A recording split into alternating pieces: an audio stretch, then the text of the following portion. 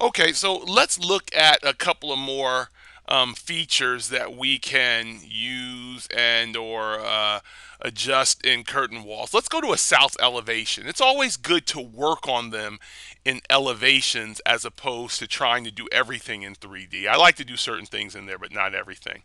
So let's take a look around curtain walls. Notice how these mullions popped right into the storefront, but they didn't on the curtain grid. That's because we're allowed a little more flexibility in curtain walls. I'm sorry, I said curtain grid, I meant to say curtain walls.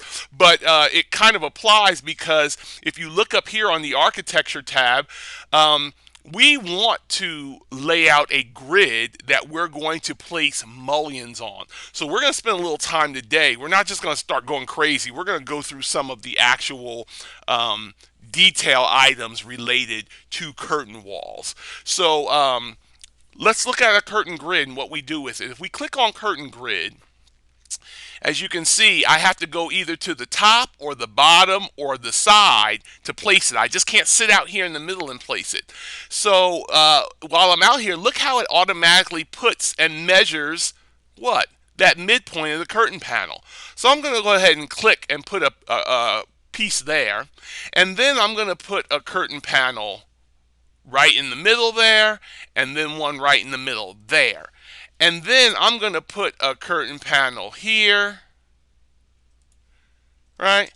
And now I have a grid. Now let's say, okay, that above this, right, above this grid right here, I didn't want that particular piece of curtain wall grid, right?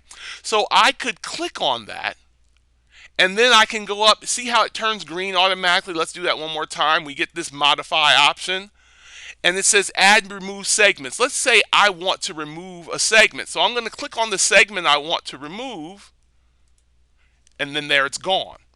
So now what I can do is I can come in and say I want to put a mullion in here now.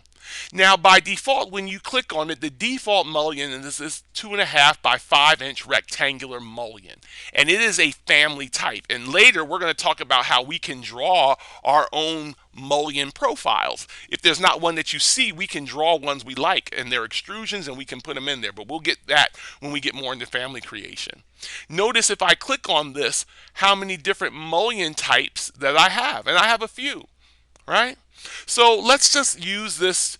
Let's go to the 1 inch square. Okay, can't hurt anything. We'll start with the 1 inch square, and I'll come in here, and when I want to put them in, I can simply click there, here, and here, or I can go back and say I want that, but I want all grid lines to take on mullions. Now, notice I'm going to undo something, and you know what? I am actually going to use a thicker mullion so you can see something a little better. Watch this. I'm going to click on this 2 by 5 again, and I'm going to say all grid lines, click, there they are. So it's a little easier to see them now.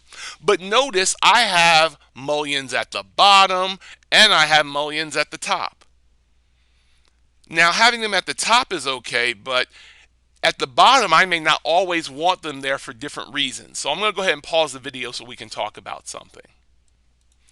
Okay, so what if I wanted to put a door in here? Well, what you probably realize is that if I go to a ground floor and I say I want to put a door in here, this isn't the kind of door we would stick in that wall, right? That's not the kind of door that we want. So I'm going to have to hit cancel. That kind of door can't be accepted in that wall. We'll see what kind of door we need to put in there later. But let's prepare to put that in there. Let's go back to our south elevation, and I can come up here, and when I click on a mullion, right, notice that when I click there, it's giving me these two options at either end so that I could toggle the join, or look what would happen if I just delete that mullion. It goes away, right? If I click on this mullion, I delete it, it goes away. But if I click on this mullion, the same is true. I could delete it, or if I hover here and I hit the tab key and I tab, notice I can select that panel. And that panel that I select allows me to do something really cool as we go along, and we'll talk more and more about that. But it's always easier to tab around and get those panels, because look at this, what it says. Once I click it, it says it's a system panel and it's glazed, right? So glazing, we know, is a glass to us. Glazing is a process by which this stuff is installed. But that is a system panel. And when I click on that system panel, look what it says. It says it can be glazed or it can be solid. And you see how it went from blue to gray. So what it's telling you is I can see through this one, but this is solid and I can't see through that one. And that's where some of our power will come in later, of actually being able to not only have glass in the curtain system, but also to have other materials in there, because it's a nice way to have design features in our project. So what I want you to do in this next step, I want you to go ahead and put on a grid, put on some mullions, and you can pick any one you want. You don't have to use the same one. You can use the one I use, or you can use a different one, just one you can see, and then delete the ones you don't need out of the bottom.